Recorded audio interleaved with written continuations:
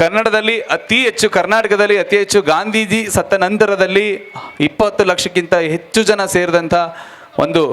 ಪುಣ್ಯ ಸ್ಮರಣೆ ಹಾಗೂ ಆ ಒಂದು ಕಾರ್ಯಕ್ರಮ ಅಂತ ಹೇಳಿದ್ರೆ ಅದು power star doctor Puneeth Rajkumar ಅವರ ಮರಣ ಹೊಂದಿದ ನಂತರದಲ್ಲಿ 20 ಲಕ್ಷಕ್ಕಿಂತ ಹೆಚ್ಚು ಜನ ಸೇರಿದ್ದನ್ನು ನಾವು ಕೂಡ